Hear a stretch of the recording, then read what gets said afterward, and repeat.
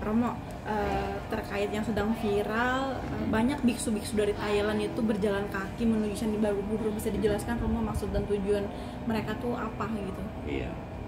Yang pertama sih tujuan utamanya mereka untuk merayakan Trisuci Waisak di Candi Borobudur. Di mana Candi Borobudur kan memang termasuk dulu ya salah satu keajaiban dunia. Itu beradanya kan di tempat kita di Pulau Jawa. Itu tujuan utama ritual untuk ritual acara Trisuci Waisak.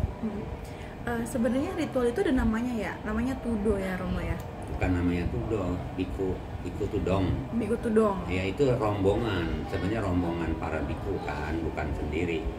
Mereka berapa orang lah, berapa orang biku yang ke sana itu kan? 32 orang. Ya, itu dong. Dalam ritual ini mungkin ada syarat-syaratnya Romo? Perayaan Waisak sih menurut saya perayaan Waisak seperti biasa.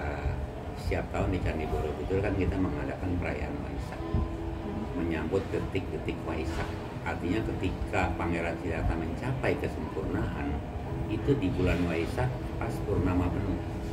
Nah itu yang dilakukan karena jatuhnya kita sekarang kan di tanggal 4 Juni deh kan masalah itu kan di yang sekarang ini nih. Biasanya kan kalau tidak ada lun itu bulan tambahan di penanggalan kalender kita dari Imlek itu jatuhnya di Mei. Kali ini dia mundur di Juni, 4 Juni. Nah itu ritual-ritualnya seperti ritual-ritual biasa ketika perayaan. Cuma yang khusus adalah ini jalan kakinya itu loh dari sana. Apalagi ini sekarang kan dari Jakarta sedang menuju ke Magelang. Gitu. Romo, dalam jalan kaki tersebut kan dari Thailand ke Malaysia, Singapura, lalu ke Indonesia kan Romo. Mereka begitu nekat Romo, tidak menggenggam uang sepeser pun. Iya, memang peraturan kita sebenarnya di dalam Dharma itu para biku itu tidak boleh memegang uang. Dalam pengertian zaman dulunya tidak boleh memegang uang itu emas dan perak dengan nilai tukar di zaman itu. Ya sekarang artinya tidak diperbolehkan memegang uang. Jadi hidup hanya dari dana para umat. Kemudian makan mereka pun kan dibatasi. Hanya boleh pagi jam 6 atau jam 7 itu dan jam 11 sampai jam 12. Ketika matahari tengah-tengah jam 12, mereka sudah tidak boleh makan lagi kecuali hanya minum. Minum pun tidak boleh susu, tidak boleh minuman yang berserat gitu. Mungkin mereka tuh tujuan ke Candi Borobudur itu ingin mensucikan diri, ataupun kalau misalkan di kita sendiri sebutannya tuh kayak Romo ya, kalau di paranormal itu sendiri tuh kayak lelakon ya. Iya, kalau dikatakan semacam lelakon, semacam kayak tirakat misalnya, ya kan, yang berhubungan sama itu. Kalau menurut saya sih enggak. Ketika mereka berjalan kaki di dalam perjalanan itu kan banyak tuh disambut oleh umat-umat, apalagi ketika dia berjalan dia akan mampir di satu wihara-wihara yang mana dilewati. Itu dia memberikan kesempatan untuk umat bisa berdana, terutama berdana makanan dan minuman di saat-saat jamnya makan. Beri kesempatan orang berbuat baik. Mungkin ketika si umat tersebut berbuat baik kepada mereka ini yang sedang berusaha untuk menuju ke Candi Borobudur, mungkin ada nikmatnya tersendiri kali ya. Oh jelas, bukan nikmat ya. Kalau dalam agama Buddha, kalau dia merasakan satu kenikmatan, itu kesalahan. Karena bagi seorang pertapa, justru dia meninggalkan kenikmatan dunia, tetapi kepuasan secara batiniah dalam melaksanakan ajaran Dharma untuk mencapai satu tingkat-tingkat kesucian gitu. Oke, selain itu Romo, ketika nyampe ke Candi Borobudur apa yang mereka lakukan? Ya ritual, nanti ada upacaranya di sana. Mereka ada yang namanya pradaksina, harus mengelilingi. Kemudian mereka akan berjalan kaki lagi dari Candi Borobudur ke Candi Mendut, itu sekitar 3 kilo. Lalu rombongan itu sudah bukan bantai lagi biku, tetapi sudah diikuti oleh para umat nanti di sana. Mungkin Waisak ini Waisak yang cukup terbesar. Kenapa saya katakan terbesar? Karena kan berapa tahun sebelumnya ketika adanya COVID, kita kan nggak bisa merayakan, boleh kumpul-kumpul. Oke, Romo, di ajaran Hindu sendiri kenapa biksu-biksu ini tuh tidak boleh menikah? bukan Hindu, ini Buddha. Buddha ya. Iya, ajaran Buddha. Kalau misalnya di dalam agama ajaran Buddha itu meninggalkan hidup duniawi, itu artinya tidak boleh berkeluarga. Karena dengan dia berkeluarga, dia akan memiliki istri, memiliki anak yang dikatakan belenggu, satu ikatan.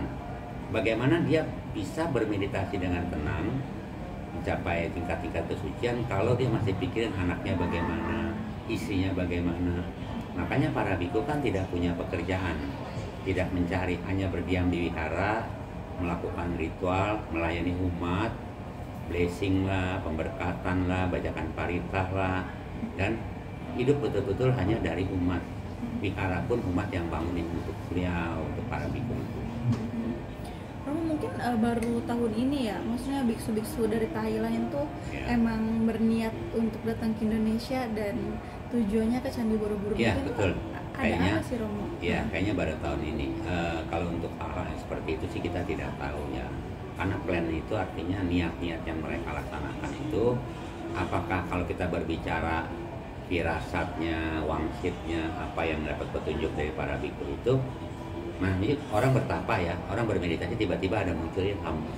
Terus terpikirlah dia, wah bagaimana kalau tahun ini nih kita rayakan Waisak jalan kaki nih ke Indonesia gitu. Romo, apakah mereka tuh mempunyai guru? Ada, setiap biku itu memiliki guru. Jadi ketika di Upasampada menjadi samanera, calon biku, itu sudah ada gurunya, namanya Upajaya, guru pembimbing. Gitu. Jadi nanti guru-guru ini akan menurunkan murid-murid ya para biku juga kan. Semua ada gurunya. Semua ada gurunya. Ya. Romo, mungkin yang Romo tahu nih keuntungan menjadi biksu itu apa sih? Ya kalau untuk kenikmatan dunia sih jangan harap ya. Mereka mencari tingkat kesucian itu supaya terbebas dari duka sih intinya. Bebas dari penderitaan, lingkaran roda samsara. Jadi manusia ini menurut Dharma kan berkali-kali lahir, mati. Nah ini ingin keluar dari lingkaran itu supaya tetap tidak lagi mengalami proses reinkarnasi atau tumimba lahir. Jadi sudah di atas waktu, sudah tidak terikat oleh waktu, gitu loh. Makanya ini bukan berbicara surga atau neraka, tapi di atas surga dan neraka.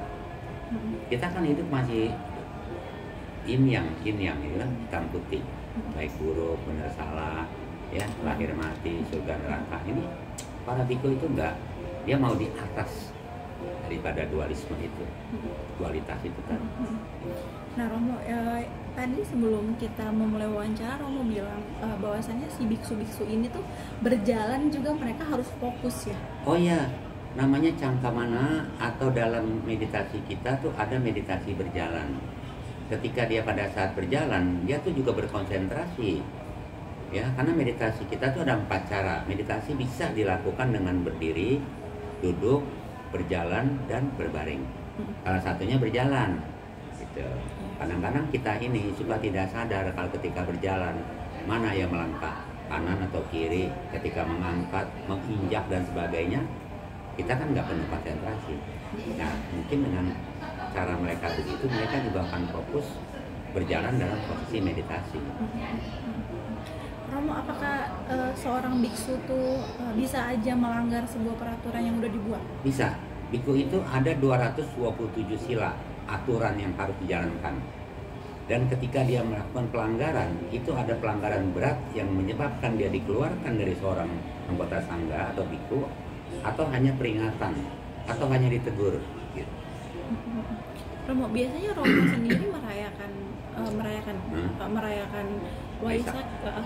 Mungkin rundownnya apa aja, mungkin urutannya apa aja? Kalau misalnya kita di sini sih biasanya yaitu upacara pembacaan parita, persembahan, kemudian ada meditasinya dalam posisi menyambut detik-detik Waisak. Kan nanti detik Waisak itu ada jamnya. Oh, bulan purnama penuhnya adalah di jam sekian detik, jam, menit, detik. Nah di situ kita bermeditasi untuk menyambut detik-detik Waisak. Nah setelah itu kita bisa pradaksina mengelilingi ini. Nah, di Candi Borobudur kan mereka juga berjalan kaki ke pradaksina. Setelah mereka melakukan pembacaan parita-parita sebelum pada puncak detik Waisaknya, gitu. Itu yang kebiasaan mereka. Dan mereka juga kadang-kadang ada membawa bunga, kadang bawa lilin, cahaya gitu jalan. Tapi Buddha ini sebenarnya ajaran ya Romo ya? Buddha itu ajaran, Buddha itu gelar orang yang sudah tercerah. Karena kata Bud itu artinya sadar. Bud itu sadar, bangkitlah kesadaran kita. Ya, jadi bukan nama agama, tapi ajaran Buddha. Jadi lebih dikenal dengan namanya Buddha Dharma. Romo, ini biksu-biksu yang berjalan ini tuh udah mencapai tujuan di Candi Borobudur ini, mereka akan mendapat gelar ya Romo ya? Apa? Oh enggak, itu bukan untuk mendapatkan gelar, meraihkan gelar.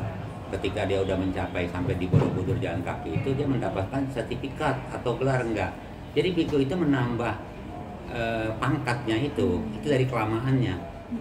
Misalnya seorang biku yang sudah menjalankan sebagai biku 5 tahun untuk tidak menikah, meninggalkan dunia, namanya majima.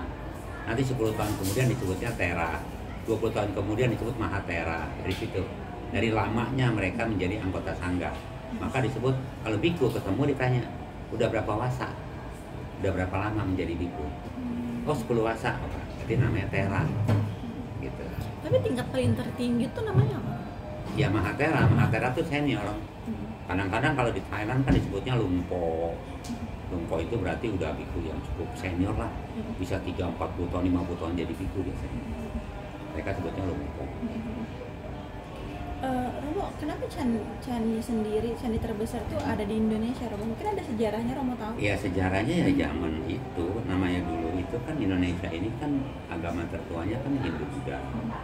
Kenapa dibangun Candi Borobudur itu? Ya tentu karena dari kerajaan-kerajaan kan. Zaman dinasti Syailendra dengan Prabu Samarotungga yang membangun Candi Borobudur pertama kurang lebih kan 1000 tahun yang lalu. Nah waktu itu arsiteknya ini kan dari dinasti Sanjaya yang beragama Hindu. Terus mereka juga meminta kepada raja itu untuk membangun Candi Prambanan. Maka terjadilah pembangunan Borobudur dan Candi Prambanan. Di samping itu ada candi-candi Buddha yang lain, Candi Mendut, Candi Pawon. Nah sedangkan Prambanan sendiri kan juga sebelumnya ada candi-candi lain. Kan ada Candi Boko itu, Ratu Boko dan sebagainya. Itu kan di zaman kerajaan Hindu juga ada. Kalau Jonggrang itu loh, iya. Nah, Candi Sewu dan sebagainya. Romo, dengan viralnya para biksu datang ke Indonesia berjalan kaki ini, warganet pada mengomongkan kayak mereka mendokumentasikan. Tanggapan Romo bagaimana? Oh bagus juga sih, karena kalau ada sesuatu yang baru dilaksanakan pertama ya menurut saya sesuatu yang belum pernah terjadi tiba-tiba ada terjadi yang seperti ini, ya bagus juga. Kan belum tentu sekian tahun kemudian terulang lagi para biku itu akan melakukan seperti ini gitu. Itu kayak ada nggak setiap tahun kayak gitu ya iya, Romo ya? Menurut saya nggak setiap tahun. Justru karena tidak setiap tahun ya dijadikan satu momen. Ya dong, sejarah lah. Kalau kita menceritakan udah tua nih, punya anak cucu, pada tahun sekian pernah loh gitu. Biku ini datang ke Indonesia dengan jalan kaki untuk menyambut Waisak. Tapi Romo, apakah mereka tuh memperhitungkan waktu, soalnya mereka berjalan dari Thailand itu sampai saat ini tuh betul, udah diperhitungkan. Spare mereka kan sekian bulan, udah diperhitungkan itu. Iya, bagaimana mereka harus bermalam, beristirahat dan sebagainya itu udah diperhitungkan supaya nanti diusahakan tiba di Borobudur sebelum perayaan. Udah diperhitungkan. Oke Romo, mungkin setelah perayaan Waisak itu telah usai, apakah mereka akan berjalan kaki kembali menuju negaranya? Menurut saya sih belum tentu. Iya, Pulangnya itu belum tentu jalan kaki lagi. Menurut saya ya, tapi kalaupun terjadinya dia mau jalan kaki, ya jalan kaki lagi, saya tidak tahu. Cuma utamanya adalah sebelum perayaan. Oke Romo, ada pesan-pesan nggak Romo untuk nanti menjelang Waisak ini?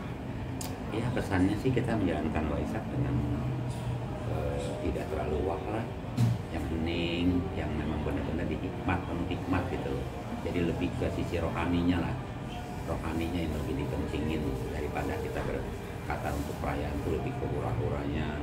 Karena memang momen Waisak itu adalah momen menyambut detik-detik Sang Pangeran Siddhartha mencapai pencerahan menjadi Buddha. Jadi dia lebih banyak di meditasinya.